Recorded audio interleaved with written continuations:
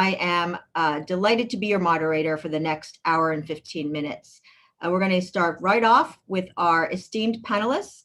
Let's start with Raimundo Castilla from Prosegur. Do you want to introduce yourself and just explain a little bit about what you're doing within the crypto space? Thank you very much, Sandra, for inviting me to this fantastic event. It's a real pleasure for me to be here and sharing this panel with these great colleagues. My name is Raimundo Castilla. I'm CEO of Prosegur Crypto, the brand new digital assets custody service of the Prosegur Group. Prosegur, for those that do not know it, is a global leader in the security industry and one of the most trusted partners of leading financial institutions for cash management and custody services. We have a presence in 26 countries, 5 continents. We hold around 400 billion under management, billion euros under management. We are ranked number 2 globally and number 1 in LATAM, have more than 500 vaults worldwide, and we serve more than 200 banks around the world. For the last year, we have been working on this new service, and we think we have built a unique proposal of digital asset custody for the institutional market in terms of security and trust. So very happy to share it with you today. Great. Well, we're going to talk a lot more about that in a minute, but I'm going to move over to Barrett. Would you like to introduce yourself and your organization? Yeah, absolutely. Thank you, Sandra. So my name is Berit Voes. I am the director of the fintech subsidiary of Riddle & Code, the blockchain interface company. Riddle & Code is actually active in a variety of industries such as energy, mobility, materials. But of course, one of our main activities is in the financial industry, where we provide hardware and software stacks to empower our customers, which are crypto exchanges, crypto funds, but also more traditional financial institutions.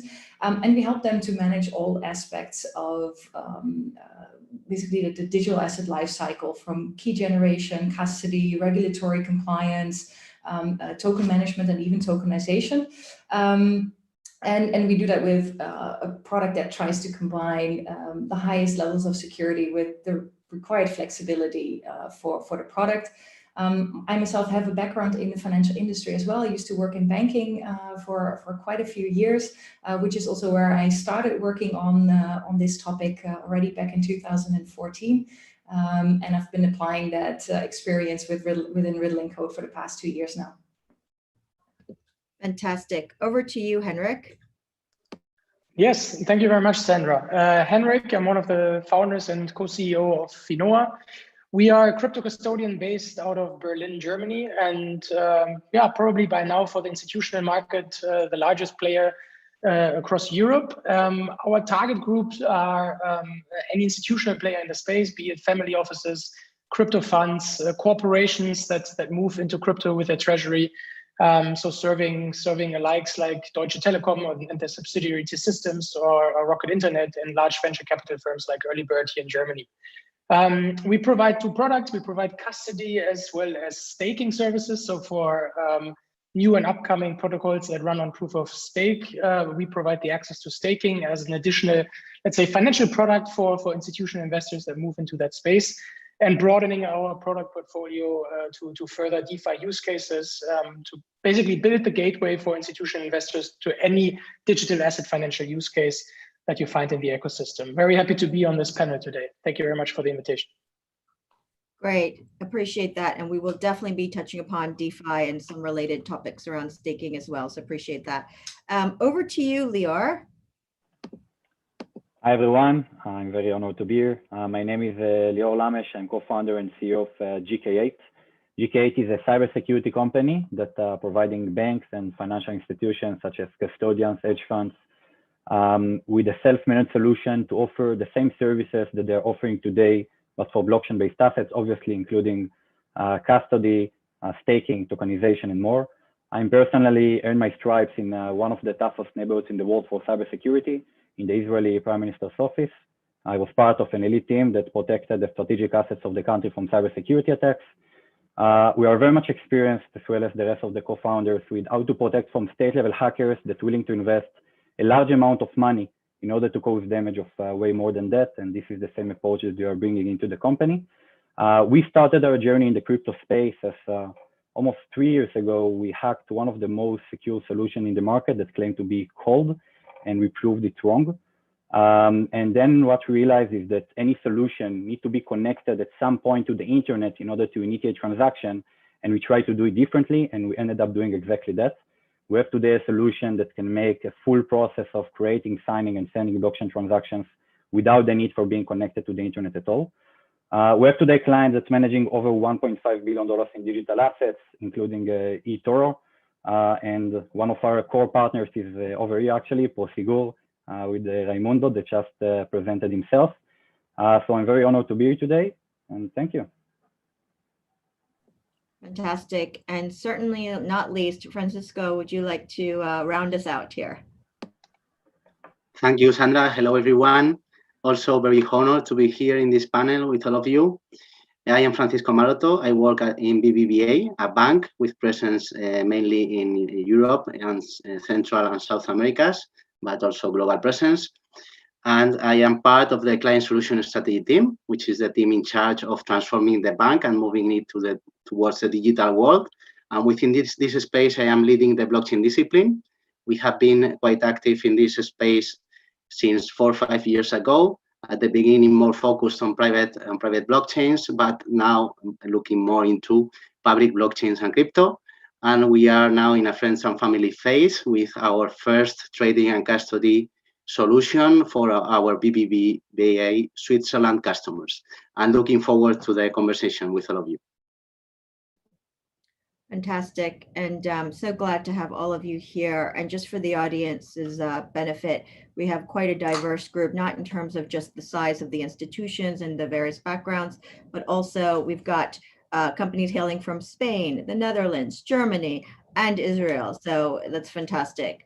I'm going to take us back to the 2015-16 years when I was at a large market infrastructure looking at crypto custody, and we actually bought a crypto custody business. And frankly, we were just trying to figure out how we reverse engineer to figure out how we can not only store Bitcoin as they were originally coded to do, but also how would we store other digital assets. And I will tell you, back then, it was very rudimentary, and frankly, there were a lot of missing parts.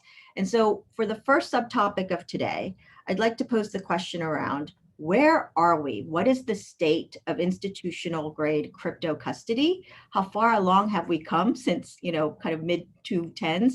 And where do we need, what are the gaps and what are some of the challenges that we face today?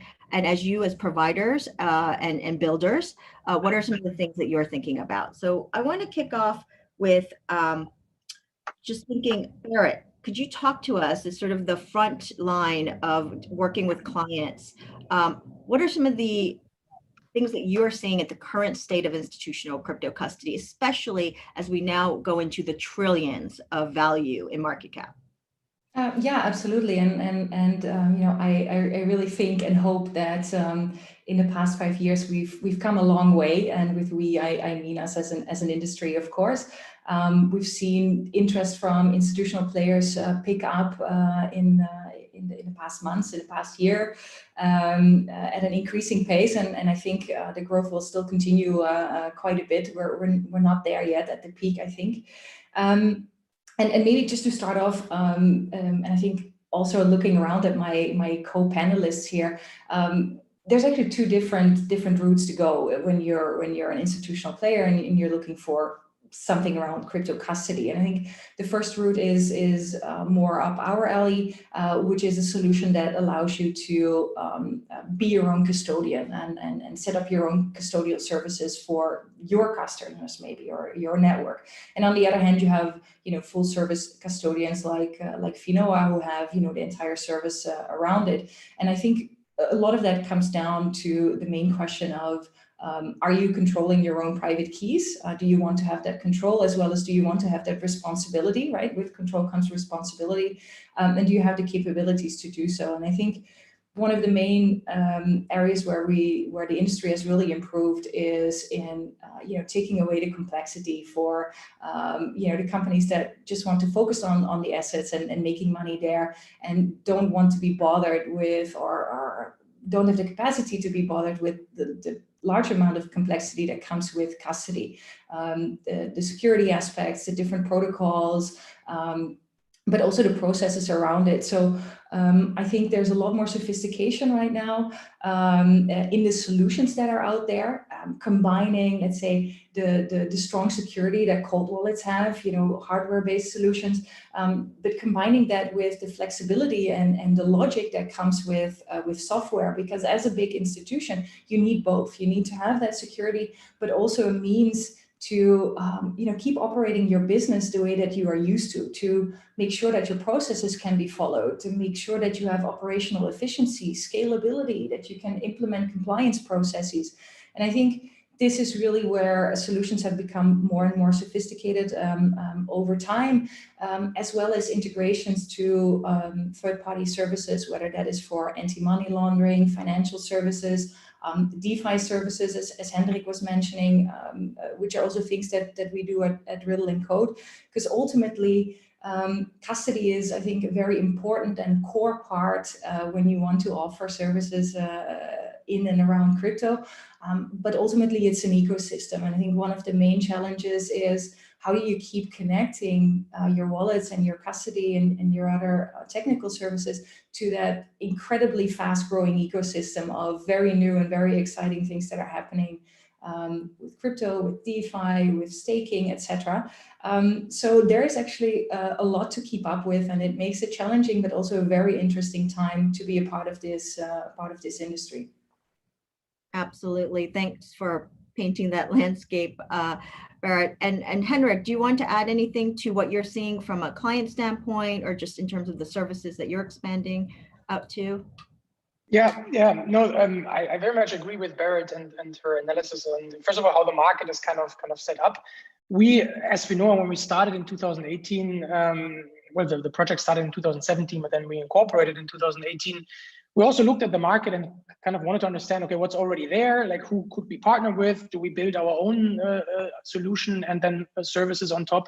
And we decided to do the latter. We said, okay, we want to build everything end to end ourselves, but we also want to provide the service directly to the customers and not just, let's say, enable other players with our technology to provide their services on top. And we did that as well because we figured that in 2018, the overall market for example, financial institutions that were looking into the space was just not really developed just yet. So we wouldn't really find a lot of interest in a pure technological solution. But what we saw at the same time is that a lot of players who in 2017, 18 started to get into the markets, which was, let's say, very innovative crypto investors, crypto venture capital funds, etc.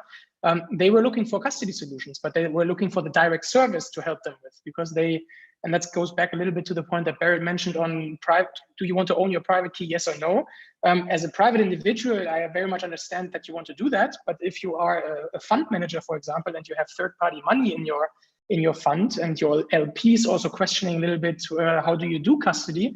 I don't think that the answer is always the best to say, well, I have the private key and I have it here, I don't know, on a hardware stick or so in the vault, but I actually work with a professionalized player that really focus on doing that on an institutional base. And that kind of led us to the decision to build this out as Finora. And what we've seen over the last 6 to 10 months is tremendous in terms of institutional demand in the space. Obviously, the news that come very much from across the pond from the US with Tesla, PayPal, moving into the market, be it for treasury or be it for actually building out services, that has incredibly helped also the conversation here in the European market, because now everyone understands, which 2-3 years ago wasn't so clear, that this market is an asset class that's not going to go away. And the financial services, the DeFi space, it's gonna develop. Will it look the same today as in 3 years? Probably not. But pieces of it and parts of it, they will stay. And now every institutional investor is kind of exploring, and that obviously helps tremendously in growing also as a new player in the space. And I think some of my co-speakers here from more, let's say, traditional players who now also come into the market are just a perfect proof of this development that we've seen over the last year or so. Francisco, I think that's directed to you. I would like to get your perspective on Why would BBVA be even interested in crypto custody? I think I know the answer to that, but please. I mean, I was going to add on top of what Berit and Henry were talking about, that I totally agree. So 3-4 years ago at the beginning, and I think there was a real difference between the crypto ecosystem and the traditional institutions. And when I went to speak with a crypto company, not only about custody, but about any other themes, we saw that the crypto company knew a lot about crypto. They were expert in the technology, but they don't have that much expertise or experience in working or collaborating with institutions. And on our side, institutions, we knew a lot about institutions, but we had no idea about crypto. So there was a big difference between the crypto world and the institutional world. And what we have seen these years is that there has been a convergence.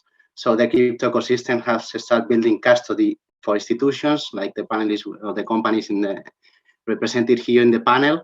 And we have seen how the traditional institutions have been catching up in crypto and learning how to operate and what can be the potential or the importance of this technology. And answering to your question, what we see is that this type of technology or these new markets could be very disruptive for the financial industry, and that can be of interest for our customers. So we want to build the capabilities in the bank so that we are able to offer access to our customers to these new markets and provide a secure and a very simple access and moving them away from all the complexities around crypto. No? This is what we want to provide with our new service. And to the audience that's asking questions, we will cover regulations, so just hold off. I'm not going to cover that right here. I do want to go to a point that Francisco made, which is around the gap closing between crypto fintech firms and the big incumbents, traditional players, and the collaboration that also occurs. So Raimundo and Lior, can you talk a bit about how you guys have collaborated and what that looks like? And particularly, Raimundo, from your standpoint, how does that help you as a large organization? You're doing crypto, obviously, but you do represent a significant player in the security business. So could you guys both talk a little bit about that in terms of the collaboration and also what you think about the current state of the custody business? Definitely. Should I start? I'll start, Yes. right? Go Right. on. Sure. All right. So I think that eventually both Prosegur and GK8 represent something very specific. GK8 is focusing on providing the highest level of protection from cybersecurity, while RAI and Prosegur Crypto are focusing on combining our cybersecurity protection along with their super expertise with physical protection. And I think that this was the basic of creating this super extremely secure service for the clients. I think that eventually banks and custodians have two options, as the rest of the panel just mentioned. One of them would be having a self-managed solution, and the other one is using a third party. By having a self-managed solution, eventually you can have larger opportunities and different services that could be offered. You can control your destiny, you can control your private key. And I think that it's something that's very important in order to create unique opportunities, in order to create unique services that no one else can offer. Yeah, I mean, that was the basic of why we started. I have a lot more to share, but I'll let Rai to take it from here. Great.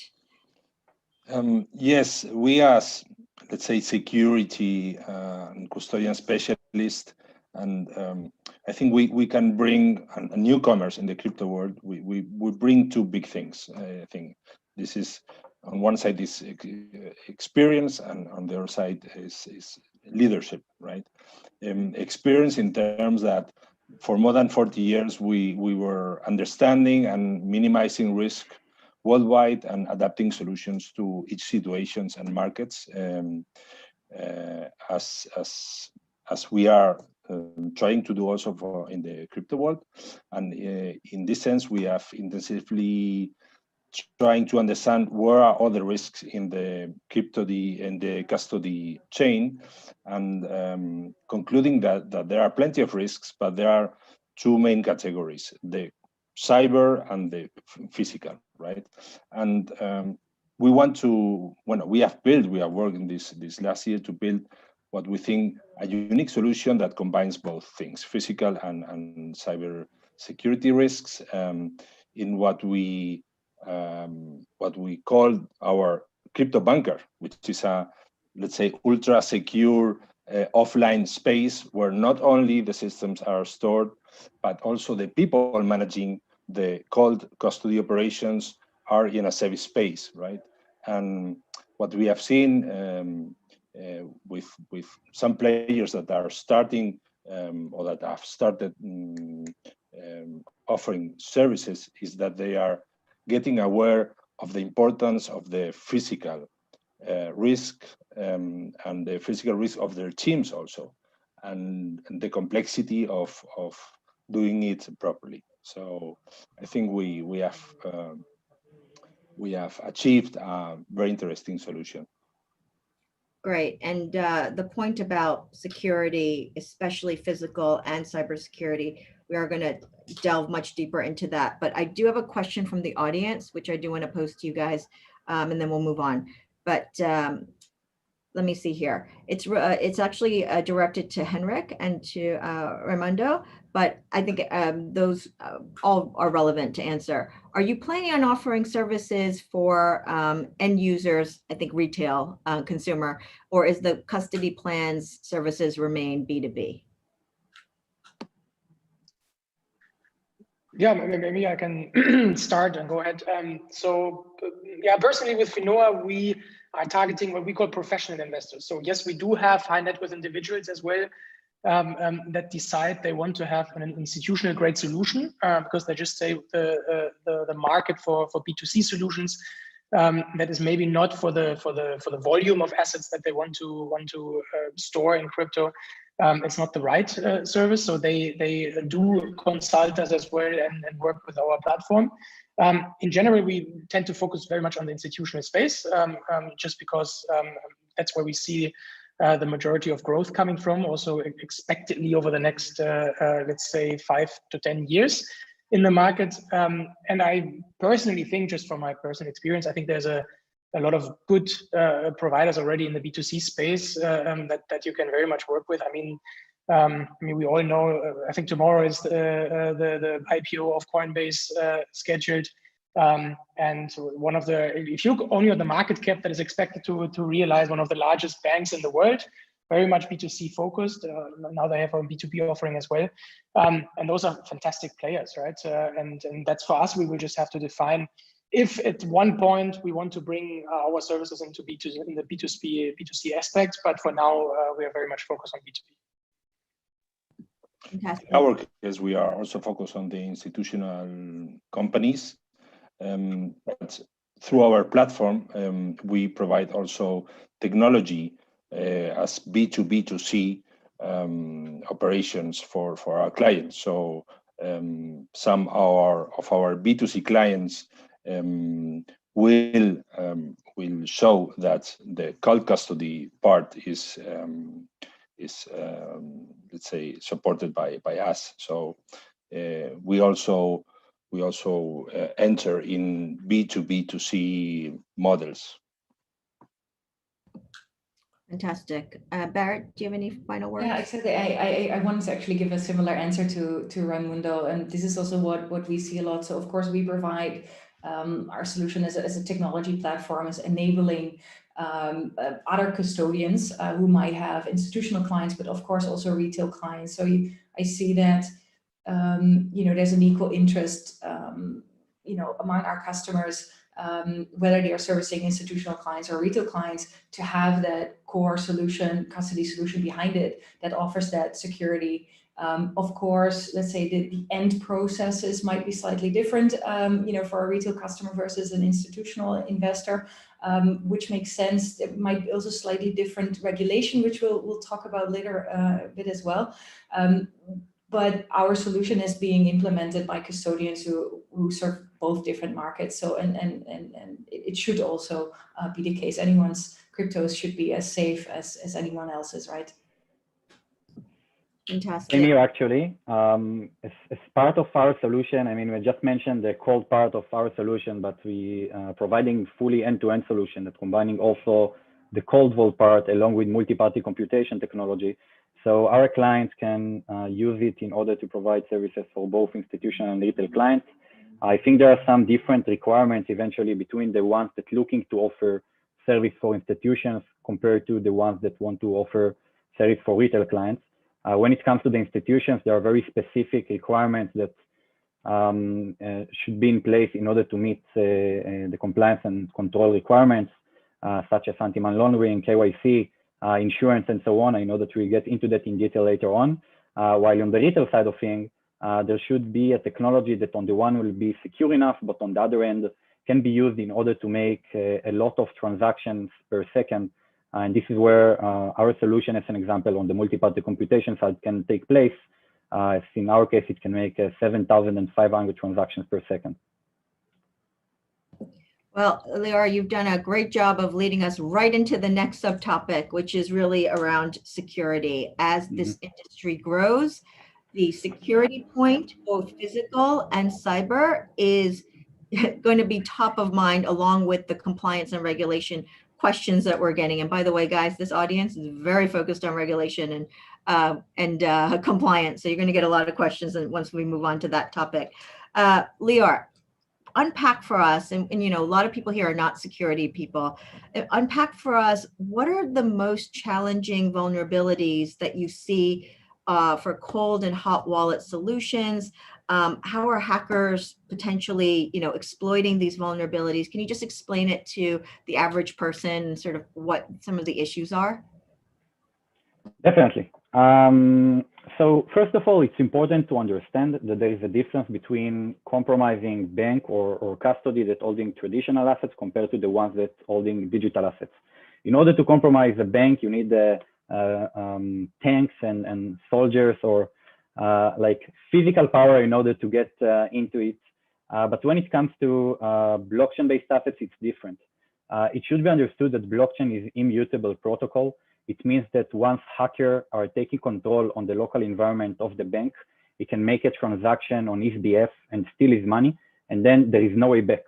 And that's why it's super sensitive to avoid such kind of hacking event, because there is no way back. And even on top of that, it's easier for hackers to lose his tracks over blockchain, and that's why hackers are very much incentivized. If we see the past years, in 2018, it was $1 billion that was stolen among financial institutions that offered crypto services, mainly crypto exchanges. In 2019, it was 4.6. And this problem is predicted to be even worse as hackers are becoming more incentivized because the market is aggressively going. Now, in the cybersecurity aspect, there are two main solutions. One of them is hot wallets, and the second one is cold wallets. Hot wallets means that the private key, which is the phrase to use in order to make a signature on a transaction, is stored in online connected device.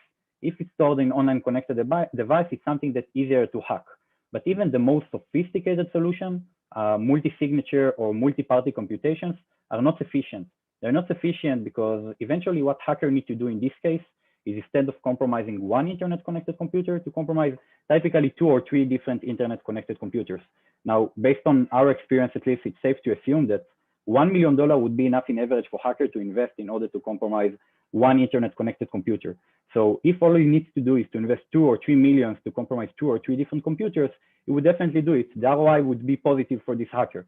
Now, on the other end, there are cold solutions, and we claim that the existing cold solutions are not really cold, because blockchain is interactive protocol that requires bidirectional connectivity. There is some point where you need to take a mandatory data into the transaction structure before you can make the signature. In order to get this data, you need to use some kind of bidirectional connectivity. So there are some solutions that using micro USB cables.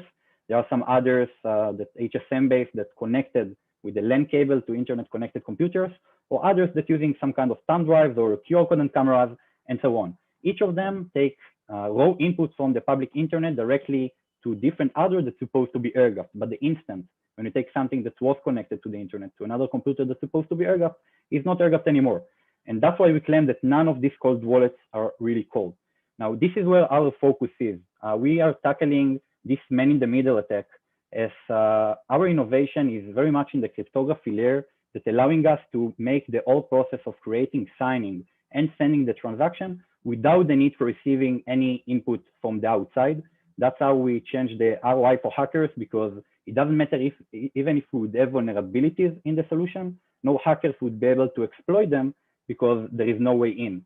Now, when you take this kind of solution that never connected to the internet to manage the majority of the assets, along with the additional layer that managed small amount of assets that's based on multi-party computation, you change the equation for hackers, because hackers will not invest a large amount of money to compromise MPC and then earn small amount of money while the majority is in the cold vault that cannot be hacked. So this is how GK8 is tackling this issue. Yeah. Great, thank you. Sure. Roman, do you want to add anything to what Lior has said?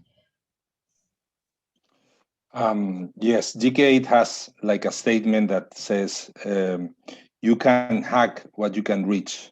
And this is a statement that we follow it also in our solution. We were inspired very much for this statement.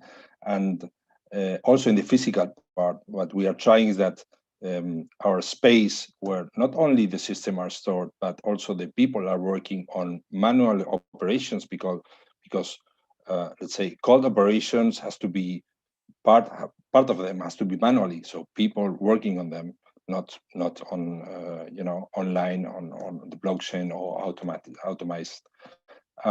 So our solution is based on that principle that says that no, and unreachable and let's say a reachable space where not only the system is unhackable, but also the space where the systems and the people are working are unreachable. So this is what we call our crypto bunker, and this solution that seems to be is really the safest place, I think, where people would like to have their crypto assets.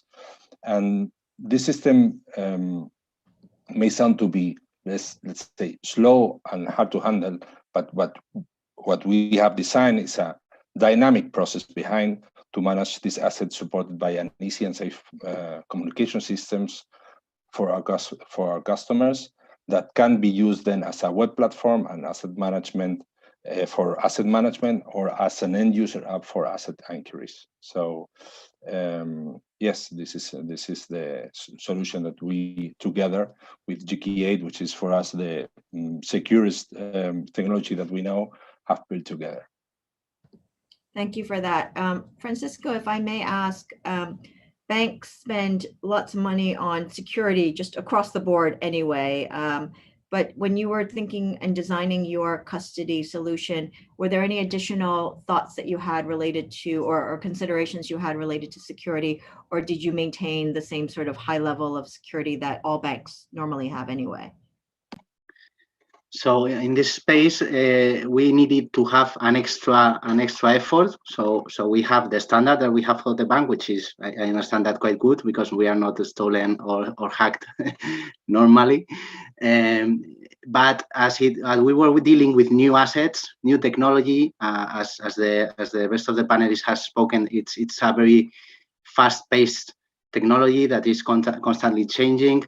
We didn't have the complete expertise at that time of all the teams, so we need to do a special effort in this space, and we decided to partner with a third party, with a custody provider, such as the ones in the panel. In this case, we chose Metaco, which is well known in the industry and also had provided custody to financial institutions, and was based in Switzerland.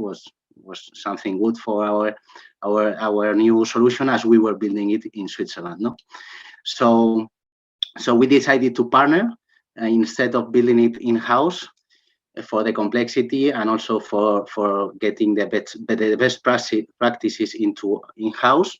Right. And also in this space, we decided to partner with consultancy firms, legal firms, and other providers in the space in Switzerland, which had the expertise, the best practices, in order to bring them also into the solution.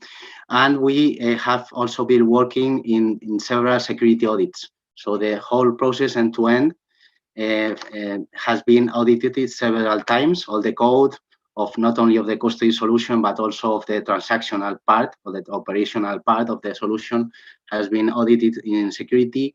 And new mechanisms have been introduced into the banking app in order to operate with crypto, to have extra security layer. So to answer your question, we have done a special effort to make it a more robust solution to custody the crypto assets.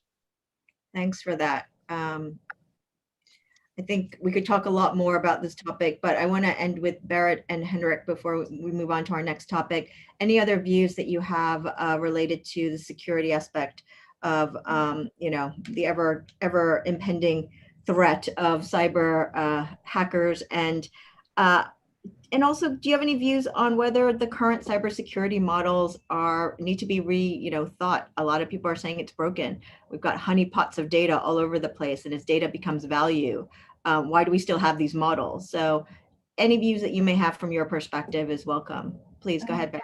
Yeah, absolutely, and I think I really agree, of course, with what the first two gentlemen were saying about the importance of physical security,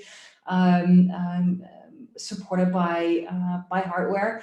At the same time, I think there's several levels at which you can have, let's say, security concepts, because there's also always funds that need to be readily available, and whether that is for automatic trading or for whatever you can come up with, where you need really those assets to be available at an instant, and this is why we try to make also that combination between cold security or cold wallet-like security, which is heavily hardware based, and I think we try to do that in two different ways. First, centrally, right, with our platform, with our wallets, and we support that then with, let's say, decentralized hardware as well, which are literally hardware devices that are necessary, for signing transactions. And here you can literally split in the type of device, but also geographically and even socially, completely different people, a piece of your security, because not all of the threats, of course, are cyber-based threats. There's also things like social engineering, plain human error, etc. So, I think part of security is also being able to have processes in place to prevent these type of attacks from happening. So, coming back to multi-party computation, being able to set up a variety of multi-signature schemes based on, thresholds, location, maybe even 24-hour volumes, or anything that you can think of. I think this type of flexibility and support from a product can protect against a lot of other security issues as well. And I think to the other extent, what we've seen in the past, and I think we still see it quite a bit today, of course, is that the more assets you put in a single wallet, the more attractive that wallet obviously is for attack. So I think also more decentralized architectures, of the wallets themselves, are a piece of the puzzle in protecting assets from hackers. Obviously, that means that you have to have a solution that is able to manage a large quantity of wallets, but still in an easy and let's say error-proof way. I also agree with Berit, by the way. May I jump in quickly?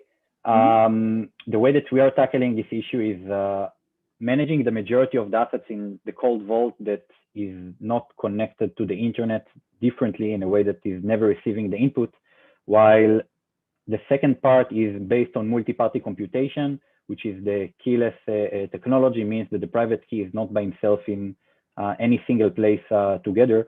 And the way that we are making the risk-based approach is that small percent is managing the MPC, like 3% is configurable, while the rest is in the cold vault, and the system can make automatic reconciliation, automatic rebalancing.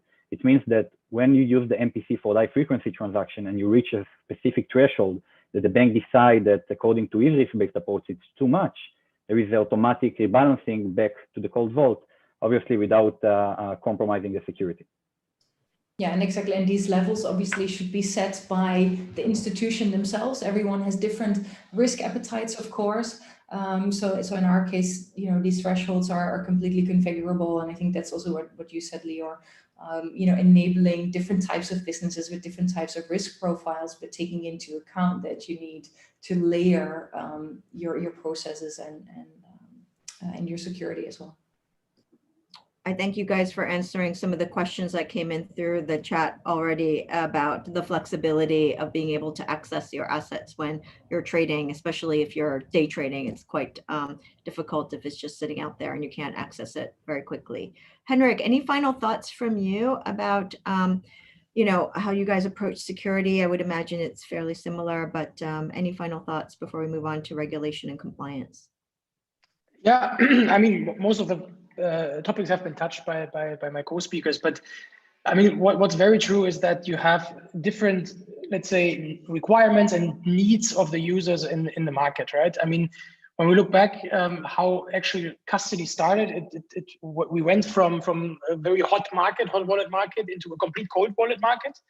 We had companies like Xapo, which were very successful for a while, and then they got acquired by I think it was BitGo, and they basically did cold storage in Swiss vaults in the Alps, right? So it had a lot of physical security aspects.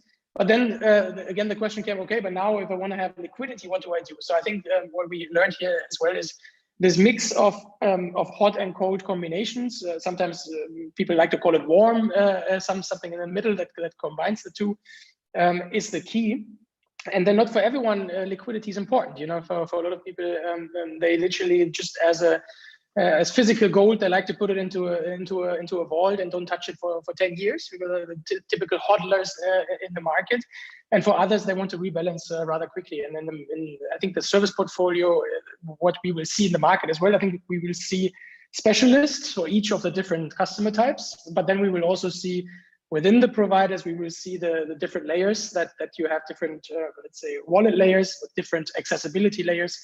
Multi-signature, we've seen that a lot also in this talk already, which plays a role how to access the assets, and especially how do you also identify that the user who wants to access the asset is actually intending to access the asset. I mean, that's one of the biggest problems that the market is solving as well. It's like that we are actually sure that this is really the intention, because it's only as valuable, even if you have the perfect cold wallet solution, if that user authentication somehow broke on the way there, then that doesn't help either, right? Because we only want to execute transactions that the user is actually willing to do and intending to do. And I think we could spend probably another hour on this, but I think from the questions that I see, we have a lot more to talk about. Yeah, we could spend another hour on this. I want to address the audience related to quantum computing. It comes up a lot. We actually collaborated with a group looking at cybersecurity, and there are a couple of reports on the GUC Council's website. So please take a look at the papers on quantum resistant or quantum safe blockchains and what cybersecurity firms are doing around quantum computing and encryption. So we won't cover that here, but I just wanted to say there are resources and reports on the topic. I'm sure you guys have also given thought to that as well. But we are going to move on to regulation and custody, because that is a lot of the questions that are coming up today. Francisco, let's start with you and talk about your custody solution. It is based in Switzerland. Could you give us a little bit of the backstory on why you chose that jurisdiction? And obviously you're a highly regulated entity. So what were some of the considerations you had to really think about as a bank offering this kind of service? So in first place, as we are highly regulated institutions, we had to find a place where regulation was at least covering the crypto space and the crypto custody. So we started looking in the countries that we had presence in our footprint, looking at which one would be the best place to start offering crypto to our customers, because we wanted to be there. We wanted to start this business and to give access to these new markets to our customers, not only looking at cryptocurrency, but looking forward into the tokenization of bonds, securities, and other assets. And that's where we think the future might be and where we want to be. So we looked at the different places, and we realized that in Switzerland, the different cantonal governments were pushing forward blockchain policies, or at least they were crypto friendly, as they said in the date. And it's also interesting that in Switzerland, you know, they have this decentralized political system with all the cantons. So it was also the perfect place to start exploring and working with blockchain. We went to Switzerland, we visited SAG, the Crypto Valley, and we realized that it was not only a crypto ecosystem, it was a more general ecosystem where different types of companies, institutions, public and private institutions were getting involved in the crypto space, in the blockchain space. And we saw that there was already not only the IT capabilities around custody and trading, but also all the accessory services that you need for building this type of services. We saw that we had legal firms that had already built banking standard crypto services now in Switzerland. We saw that the consultancy firms there really had executed projects, and they not only had the theory or the theoretical knowledge, but also the expertise and by having touched crypto in the past. And so we decided that it was the perfect place to start. We also had a good bank with enough resources to achieve this type of project. And also it was the target customers that we were looking for. We saw that there was lots of interest from the private banking and family offices space around in crypto. A small percentage of the portfolio in crypto, they were interested in started exploring these high yield markets. And so in the end, regulatory wise, customer segment wise, and capabilities needed to start there, we had everything, and this is why we decided to start in Switzerland. And regarding the special considerations that we had to make, apart from the IT and all the complexity that we have been speaking about, cybersecurity, etc., and building the infrastructure and the service, very relevant, if not the most important part, was building the control framework. So I started building all the processes around this service, all the first line of defense, the second line of defense, the third line of defense, audit, getting them in line, organizing how all this was going to be controlled, as it was a new service for all the bank, not only for BBVA Switzerland. So we had to make a huge effort of awareness and training, not only for the BBVA Switzerland employees, but also for the holding employees, so that everyone in the different lines of defense were comfortable with the service that we were building and were willing to move forward. And in this effort, we also had to go through different approval processes in the bank. You can imagine there were not few of them. There were a lot different approval processes that we have to go through.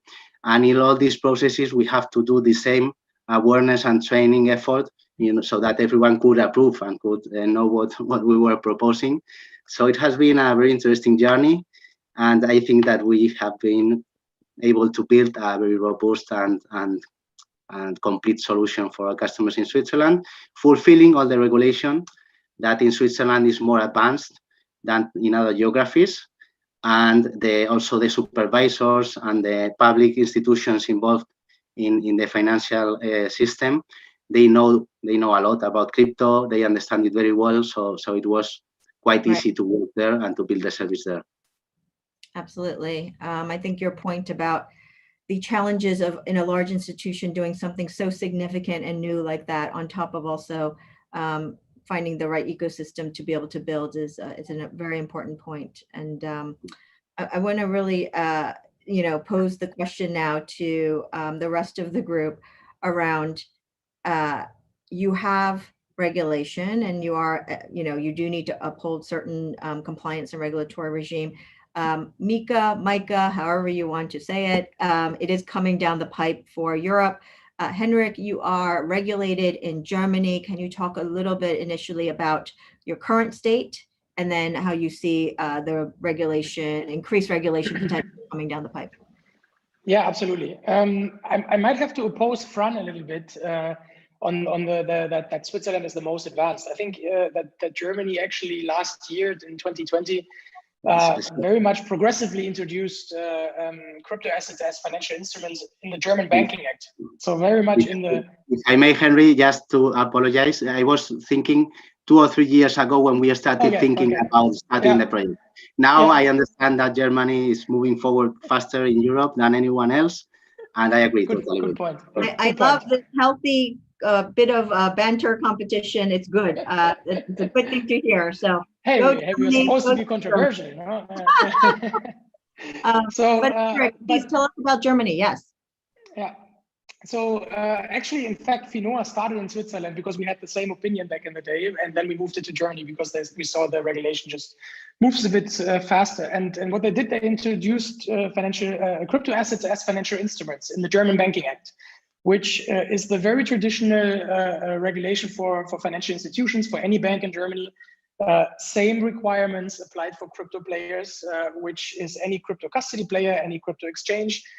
They have to follow the rules of the German Banking Act, plus the additional rules that were introduced because of the differences that crypto assets bring to the market. And they keep on reiterating, of course, because I mean, this is also new for a regulator to suddenly have a completely new technology stack, a completely kind of asset within their regulatory regime. But now they keep on innovating as we go. When they introduced it in 2020, it was obviously, for a lot of players, it was quite a shock because it came very quickly. Within a few quarters, they just introduced this and put it in place. And then you had to follow up with your compliance organization. You had to follow up with your IT organization to make sure that you comply with the local regulation. But what it did as well is that it tremendously helped in the German, and I think also in the European context. And I'm getting to Mika in a second. That traditional players who before very often used the argument, yeah, it's an unregulated market, I don't want to touch it. Even if I had the perfect partner to work with, as long as it's unregulated, I don't want it. That argument disappeared from one day to another, at least for the German environment, because it is regulated. The players that are here are regulated, they have to follow the standards, and if they don't, they will disappear, right? And that in the institutional conversation helped us tremendously moving forward. What we now see with Mika, to my point of view, it's a bit too narrow in a sense that it focuses very much on stable coins and CBDC in a sense, and not so much on the broader crypto asset ecosystem, so be it utility token, be it payment token cryptocurrencies.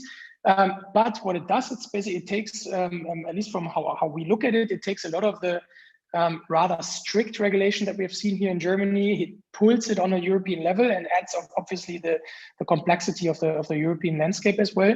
And we very much support that because, I mean, obviously being regulated in Germany is great, but we would love to operate with the same license across all European borders. And right now we can only do that through reverse solicitation. So when the customers come to us and they say, hey, you guys in Berlin, I want to use your service, then great, we can do that. So it's a freedom of contract, but to really approach other markets, there's different regimes everywhere. In some countries, you have to only register, for example, in France.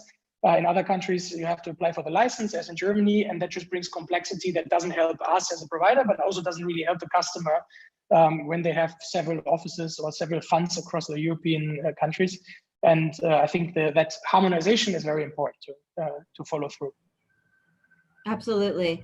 Barrett, do you have any thoughts on, from your perspective, you are obviously looking at regulatory and compliance issues as well as a business. How do you see Mika, in your work in Europe and your business in Europe? Well, actually, I would even still like to take a little bit of a step back. And so, of course, we try to tackle compliance issues basically on a daily basis. We have customers operating in a variety of jurisdictions across Europe, and a matter of fact is that today there's still quite some differences between these different jurisdictions, both in maturity of regulation as well as in interpretation of regulation. I think the Netherlands is an interesting example there. Would encourage people to have a look at how in the Netherlands the registration is taking place for crypto service providers. There was a very interesting lawsuit happening actually last week. There was a ruling also from the court in favor of the crypto exchange versus the Dutch Central Bank. But it's too much detail to go into right now. But you know, what we see is that, you know, on the one hand we have to provide that flexibility because not only are the differences between countries, but it's also still very much in flux. New regulation is still coming up. MiCA is an example of that. And what we try to do is again approaches on different levels, right? So at least for me, compliance is first of all about knowing what's happening, and what we try to do there is mostly integrate with third-party services. For example, on, you know, chain analytics or KYC, having information on counterparties for transactions, where a lot of times you have to rely on parties who specialize in that for the ecosystem.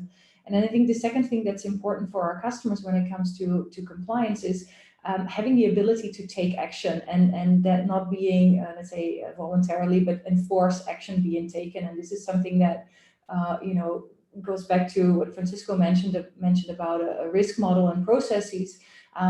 But if you then even take those processes and put them into what we call cryptographically secured policies that enforce these processes to be followed, and then even log these processes, because I think that's the third layer, is being able to audit what's going on with crypto transactions. And we work closely together both with our customers as well as with auditors and regulators. I think in 2018, we went through a really extensive process and audit with a customer in Switzerland, where the solution and the setup was also accepted by financial market authorities there. And since then, we've gone through many audits in different countries to ensure that our customers are operating their services according to the law. And one of the main aspects there, of course, is also the auditability, and transparency there is not enough. You could say, oh, I can just, you know, go into a block explorer, check the transactions, but there's actually a lot of other metadata that is relevant for auditors to verify that everything happened in compliance. And then the last piece of that is actually not just giving access or creating a report for your auditor, but being able to prove that what's in that report is actually correct. And again, this is where we extended our solution, not just with those policies, but with an immutable audit ledger that you could even give a regulator access to. And I think making that more and more sophisticated and involving auditors and regulators in those processes so that they get more familiar with what can and cannot be done when it comes to crypto and how to interpret that data will help, I think, the understanding on both sides, the service providers and the regulators, and create, let's say, a future in which regulation can help the crypto industry and not hold it back. I think that's absolutely not necessary. Barrett, you make an excellent point. And for any of you who are not familiar, New York State Department of Financial Services, for the first time, put together a tech sprint a couple weeks ago, and they invited the crypto community to specifically solve for crypto reporting using blockchain and or any other, you know, innovative ideas to solve for better reporting. And so this is, again, engaging the crypto community to to solve problems that the regulatory environment has. And perhaps in Europe, they could do similar. I'm going to leave you on the regulation compliance side with a wish list or a wish. I think Henrik would like harmonization, or you can add something else if you would like, Henrik. But if each of you could ask the regulators to do X, what would that be? Is it clarity? Is it harmonization? Is it more innovation hubs, sandboxes? Please, if you have a view. What would help your business grow? In our case, as European player, harmonization in Europe will be a very good thing. We will also bet for being a regulated custody player. And when MiCA comes, we will be there. We want to be there. We want to have our organization and processes comply. And we will start by trying to get the German license too, so that when it comes to MiCA, that we get it rapidly, right? Yeah. So this is our plans. Yeah, sorry, go ahead. Go ahead, Leo, please. Go ahead, Leo. So on the other side, as partners with the institution that need to be comply with these requirements, eventually, I think that if the regulators would be opened for being educated, but such providers that existing in the market for a long time, they will be able to move faster and more sophisticated decisions. We find ourselves in the past years in a lot of conversations with different countries, either in Asia, in Europe, or in the US, in order to educate them mainly on the security side and the usability on top of that. So I think that each of the countries would be, if each of the countries would be more open for these ongoing discussions, and maybe even put a timeline to collect all of this data from the players in the market, and then make a decision that's for sure would be something that would accelerate the market. I would say that on our side, by the way, in addition to providing the technology stack, we understand that there are multiple of partnerships that should be in place, so the institutions will be able to comply with these requirements. So, for example, the insurance is something that's very important for these institutions that we are working with or in discussions with. We spend a lot of time and effort with our partners in London from Aon in order to create the highest insurance in the market of $500 million per bank that's using our solution to manage its digital assets by himself. We combine it with a unique attestation crypto service that we have with Ernst & Young, along with partnership with Chainalysis for anti-money laundering. So this combination, along with the technology by itself that comply with the requirements of either the OCC or FINMA in Switzerland or BaFin in Germany, can make the full picture work. And this is where our intention is. Excellent. You actually said the magic word, which I wanted to move to next, which was insurance. People don't talk about it enough. It's actually a requirement for many institutions. It's a problem in the market. Full disclosure, I work with a startup looking at crypto insurance right now, and the market is niche at best because it's specialized knowledge.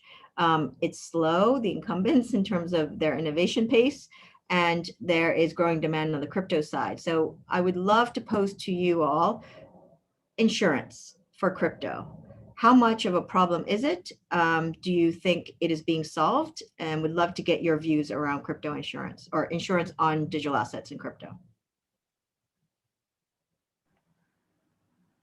Raimundo or Francisco? Yes, we were able also to offer, to agree with an insurance company, first level insurance company, to offer insurance to cover up to 1% of the assets held with us for our customers. But it was a difficult task. And I think it has to evolve in all terms. And I think it will evolve accordingly to the regulation, because as regulation also touch responsibilities, insurance options have to be there, and it will evolve accordingly with that. Yeah, I think you mentioned a lot of points. I think difficult is a nice description. I mean, it's a very niche market in a sense.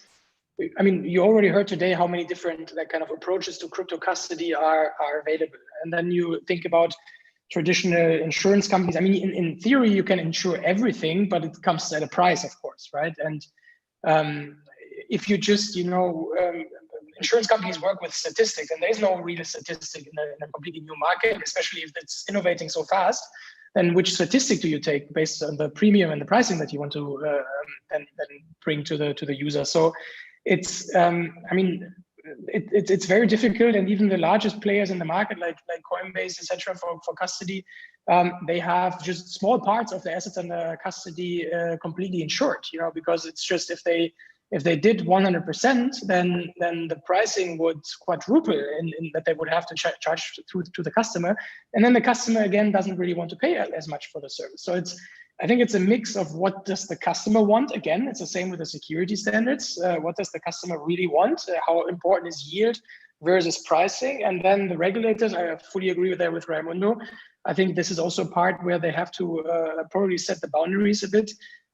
Because I mean, in the traditional financial system that we have in Germany, we have pretty clear investor protection, at least in the B2C space. You know, like if you invest 10,000 euro, or if you have 10,000 euro with your bank in Germany and the bank goes bankrupt whatsoever, up to 100K, it's protected, you know, by an association between the banks and supported by the regulator. And that doesn't exist for crypto assets, for example, in Germany yet. In the B2B space, it's anyhow a different question, but even for B2C, it doesn't exist. And I think there is a lot still to be defined, which includes the providers as us, the insurance companies on the one hand side, but then the regulators as well. And at the end, the customer also will have to tell us what he wants to like pay in a premium for a 100% insured solution, for example. Yeah, just to add on top of this, so I agree it has to mature the market of the insurance in this space. What we see in the current offering is that sometimes you have to be very careful with the terms and conditions of the insurance, because it may only cover one part of the custody process or one part of, but not everything. So you might have the false confidence that you are secure or insured, but it's not real because you are only insuring a part of the whole process. So yeah, it needs to mature. And going back very quickly to regulation, I would say that not only harmonization at the European level, but also at global level. So it's important that we have the same regulation regarding compliance, AML, custody, market abuse, etc., in the different geographies. Otherwise, we can see a regulatory arbitrage and companies operating from these jurisdictions and not from the others. And also, it's important to address the gray areas. So MiCA is not going to cover everything. It will address some things, but not everything. And we will still have some gray areas where you don't know if you can do it or not. And you know, for regulated institutions, it's very difficult to operate in these gray spaces. Maybe for a fintech, they are more willing to do it, but for us, it's complicated. So it's important that the regulators, and they are doing it. I mean, in Europe, there are several questions to the general public, to different institutions, about if there is a need to change the securities laws, if there is a need to adapt the payments laws in order to you know, to fulfill the whole picture of the crypto, of the new world that is being created around crypto. No? Absolutely. Lior, final words? Yeah, yes, please. I very much agree with Enrique and Francisco. I think the best approach to take is the combination that the service provider will be open-minded in order to make insurance on specific amounts, so it will be reasonable as a price for the end client. And on the other end, providers like GK8 should make the hard work with the insurance in order to prove the risk assessment and what's different about it, in order to make the insurance feel comfortable to offer the services of insurance for such technology. It's very important, as Francisco mentioned, to understand that the terms are very important. In our case, we worked very hard in order to position it that it's covering unauthorized transfer from the cold vault. There are some insurances that not really covering what you need, but if you have the right terminology and you're focusing on proving that you have the right technology to solve the security issues, it's something that should work out, and the combination of the two should be something sufficient for the end client. Great. Thank you very much, guys. We could talk about insurance as a whole nother segment, but we've got 7 minutes left and we need to cover beyond crypto, digital assets in general, and custody and DeFi. I'm going to start with Barrett. Barrett, when you think about securing digital assets beyond the cryptocurrencies or crypto assets, is it any different to you? In its core, no, right? So if we tokenize any other asset, it is a token that lives on a blockchain protocol. It behaves exactly like you know, any of the other coins. You need a wallet. You have your private keys in order to sign for transactions. So you know, managing all of that is I think absolutely the same. I think processes, let's say there's some additional processes that become relevant, especially around the creation of those assets.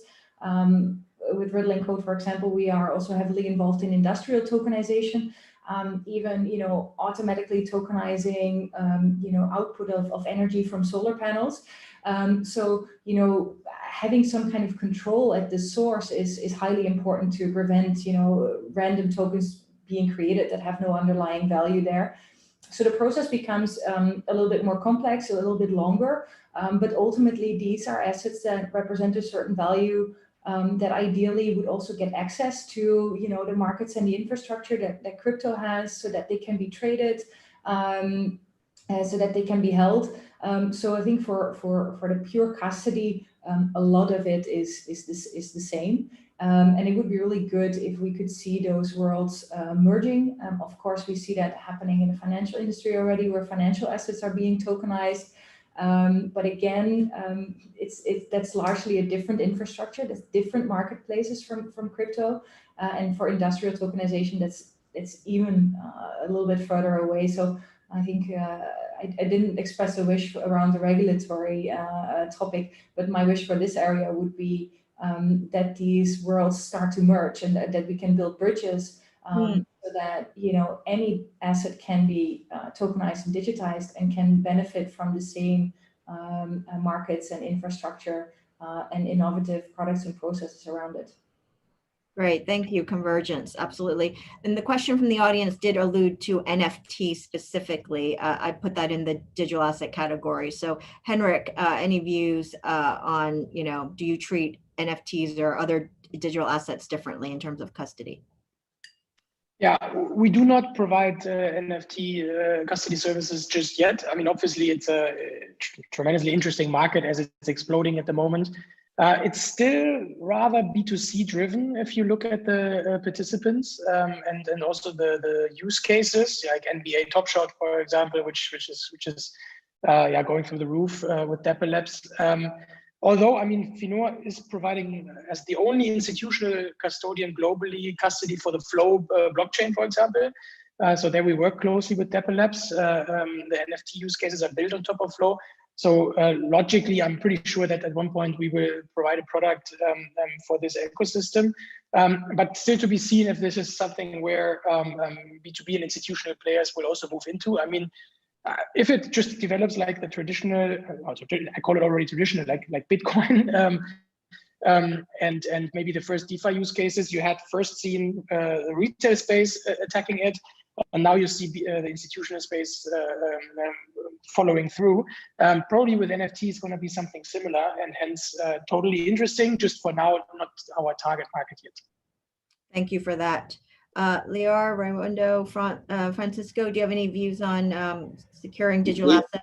I would say, as a customer of the fellow panelists, I would say that I would need a custody provider that is fast in implementing this new type of assets and being able to add NFTs, securities, bonds, or whatever it comes into their solution. And even looking one step further, if they are able to connect their custody solution and enable us access to maybe DeFi protocols, and that would be great in the future if we are able and regulation allows it, obviously.